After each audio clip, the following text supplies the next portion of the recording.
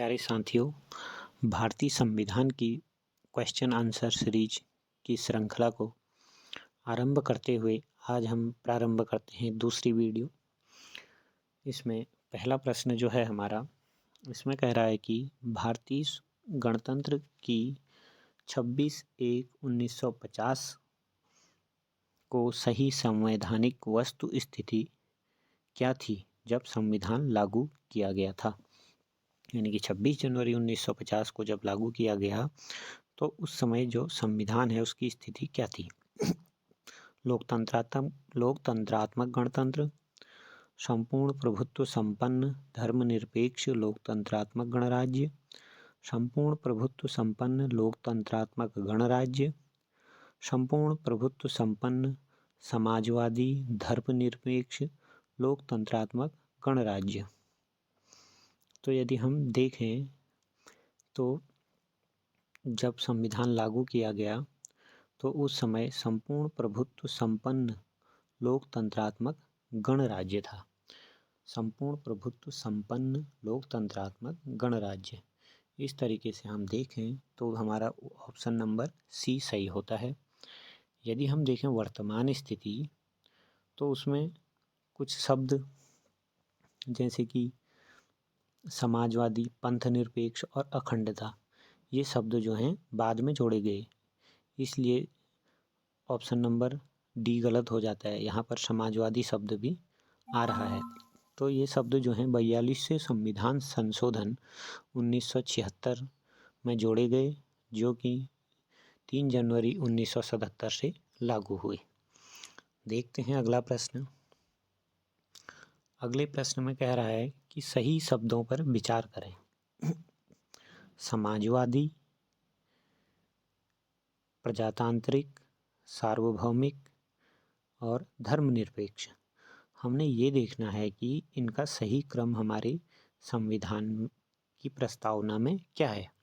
संविधान की प्रस्तावना को हम देखें तो कहता है, हम भारत के लोग भारत को एक संपूर्ण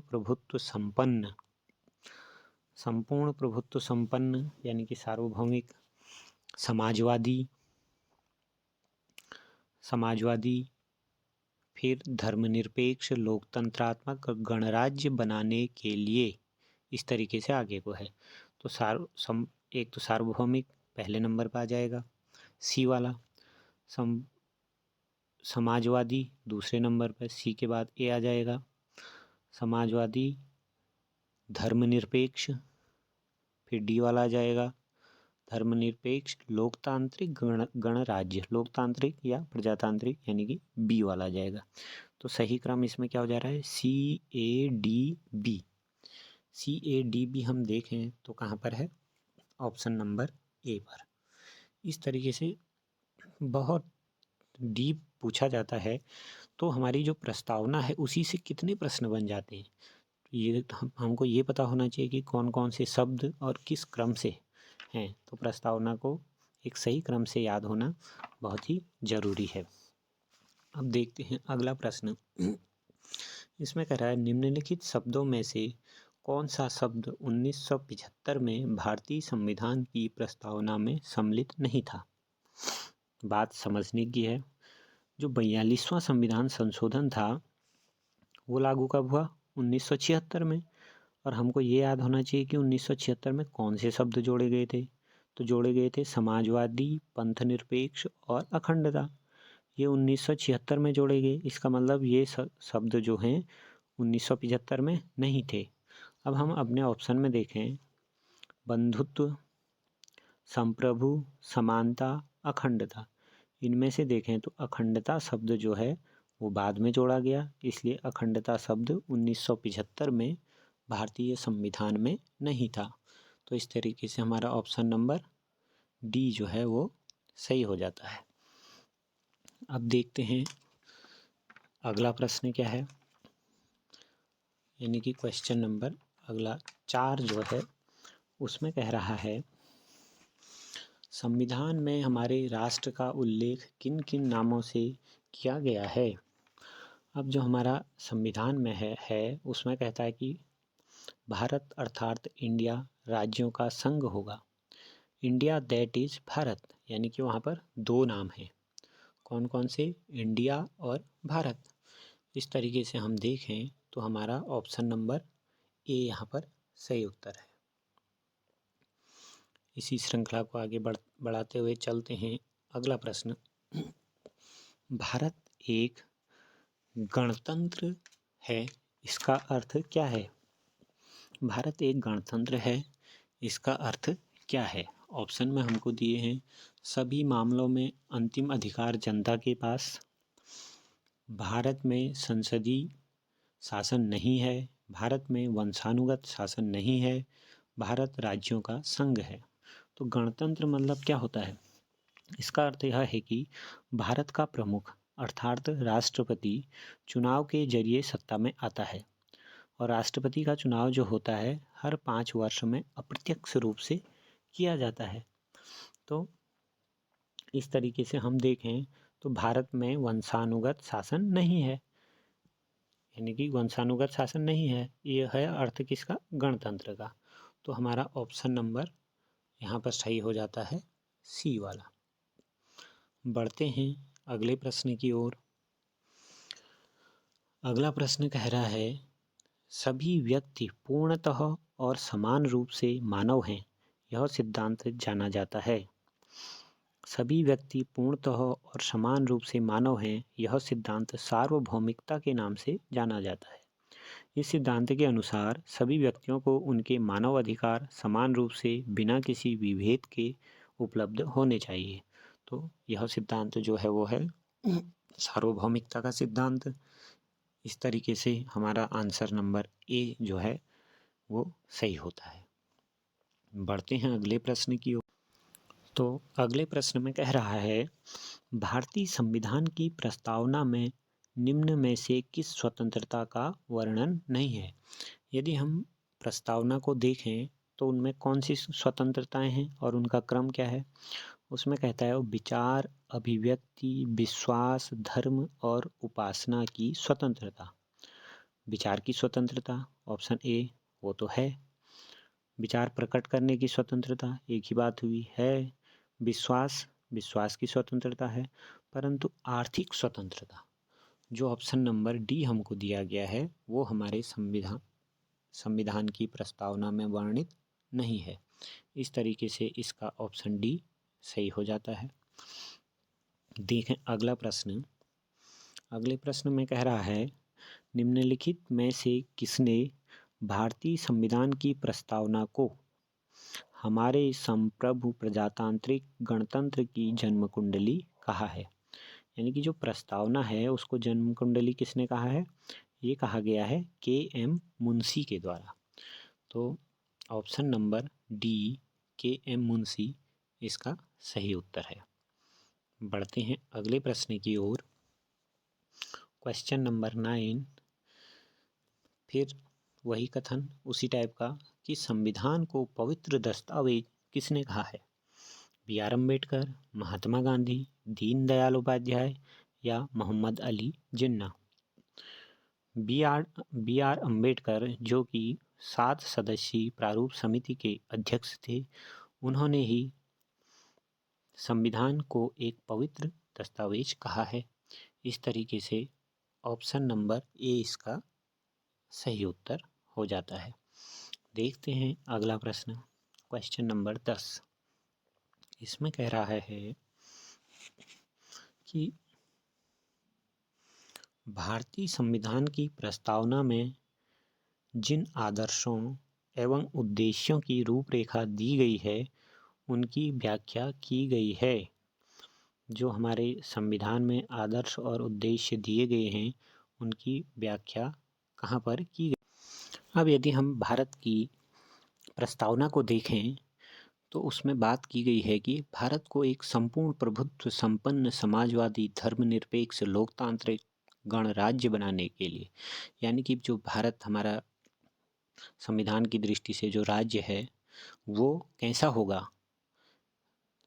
संपूर्ण प्रभुत्व संपन्न समाजवादी धर्मनिरपेक्ष लोकतांत्रिक में ये चीज़ें बनाने के लिए, और जो यहाँ के लोग हैं उनको सामाजिक, आर्थिक और राजनीतिक न्याय, विचार, अभिव्यक्ति, धर्म, उपासना की स्वतंत्रता और अखंडता व एकता को बनाए रखने के लिए ये बातें जो हैं कहाँ, इनकी व्याख्या कहाँ की गई है कह रहा हूँ।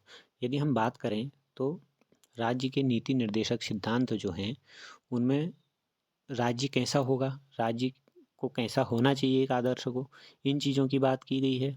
और जो मूल अधिकार हैं वो हमारे हमको हमारे न्याय और हमारी स्वतंत्रता इनको बनाए रखने के लिए मूल अधिकार हमको दिए गए हैं। और राष्ट्र की एकता और अखंडता को बनाने के लिए हमारे क्या कर्तव्य हैं वो हमको हमारे मौलिक कर्तव्यों में उनकी बात आती है। इस तरीके से हम देखें तो संविधान की प्रस्तावना के जो आदर्श और उद्देश्य हैं वो मूल अधिकार, राज्य के नीति निर्देशक सिद्धांत एवं मौलिक कर्तव्यों के अध्याय में है। और इस तरीके से हमारा ऑप्शन नंबर सी जो है वो यहाँ पर सही होता है। तो प्रश्नों को समझने की ज़रूरत है। अब देखते हैं हम अगला क्वेश्चन क्या है। अब इस अगले क्वेश्चन में कह रहा है कि भारतीय संविधान में किस प्रकार की शासन प्रणाली की व्यवस्था की गई है। लोकतंत्रात्मक, अध्यक्षात्मक, संसदात्मक, अर्धलोकतंत्रात्मक। यदि हम बात करें शासन प्रणाली की तो इसकी दो पद्धतियाँ होती हैं, एक संसदीय और एक अध्यक्षीय। जो हमारा देश भारत है उसने ग्रेट ब्रिटेन का अनुसरण करते हुए संसदीय शासन व्यवस्था को अपनाया गया है। अब संसदीय शासन व्यवस्था जो होती है उसमें व्यवस्थापिका के सदस्य ही कार्यपालिका का गठन करते हैं तथा कार्यपालिका व्यवस्थापिका के प्रति उत्तरदायी होती है। तो भारत में संसदात्मक शासन व्यवस्था अपनाई गई है ग्रेट ब्रिटेन का अनुसरण करते हुए। अब यहाँ पर हम देखें तो इस तरीके से हमारा ऑप्शन नंबर सी सही होता है। बढ़ते हैं अगले प्रश्न की ओर।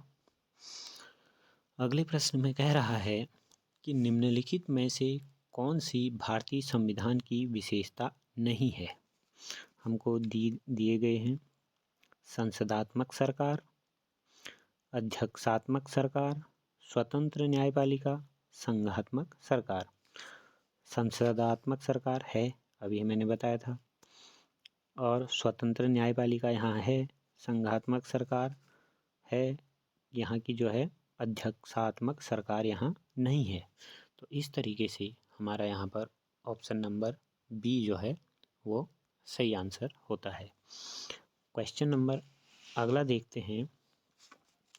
अगले क्वेश्चन में कहा गया है कल्याणकारी राज्य का उद्देश्य है अधिकतम संख्या का अधिकतम कल्याण सुनिश्चित करना, कमजोर वर्ग के कल्याण का प्रबंधन करना, सभी नागरिकों को स्वास्थ्य सुविधाएं प्रदान करना, या उपरोक्त में से कोई नहीं।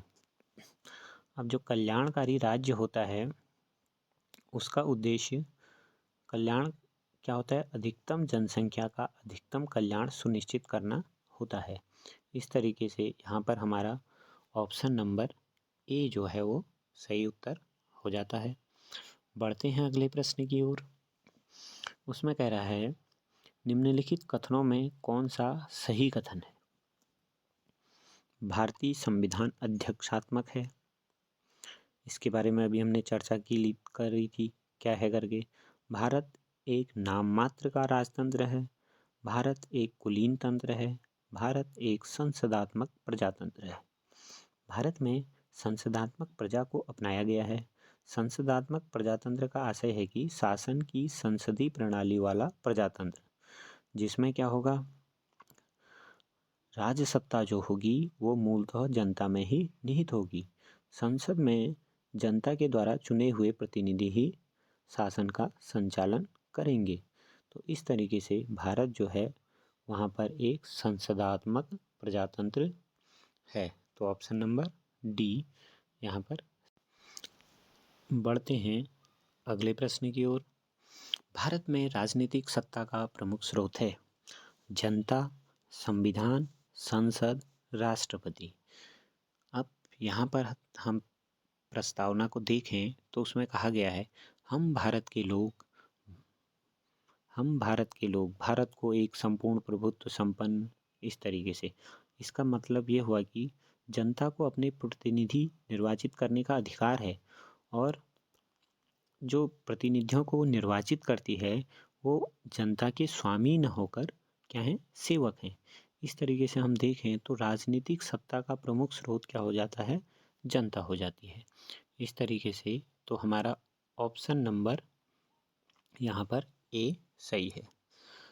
प्यारे साथियों, वीडियो को देखते रहें और लाइक, सब्सक्राइब और शेयर ज़रूर करें और इसी क्रम से वीडियो आगे को जारी रहेंगी। धन्यवाद।